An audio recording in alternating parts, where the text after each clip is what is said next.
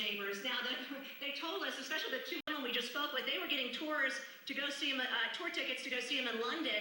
They hadn't been able to meet him here in their own neighborhood, so that kind of gives you a feel for the exclusivity of this area. Lots of gates. These are multi-million-dollar homes. Lots of stars live around here. When we first arrived, there were still tour buses driving by his home.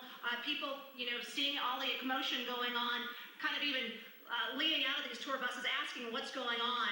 Since that time, police have sealed off the area, but we did speak with one of those tour bus drivers earlier. She saw all the commotion. She saw the fire trucks come out. She saw the paramedics arrive. She didn't actually see Michael Jackson being escorted out, but a lot of emotion here today from a lot of fans who also happen to be his neighbors. All right, thanks very much, Kara Finstrom on the scene in Los Angeles. Now, as we reported, the cause of Michael Jackson's reported death was cardiac arrest. Senior medical correspondent Elizabeth Cohen joins us now from Atlanta. Now, Elizabeth, what can you tell us about cardiac arrest and its impact?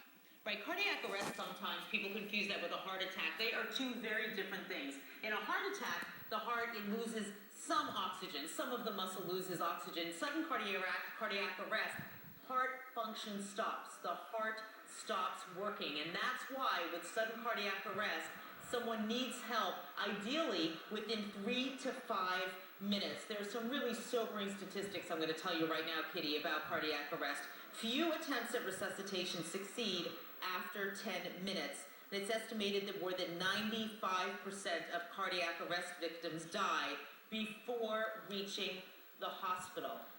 Now, Kitty, I was on the phone with a cardiologist and I said, gosh, he was only 50. What do you think, is that young? And they said, no, 50 is not young for cardiac arrest for a man, and particularly not for an African-American man. African-American men have a higher rate of cardiac arrest than white men. Kitty? Elizabeth, his general health, of late, he had the appearance of fragility.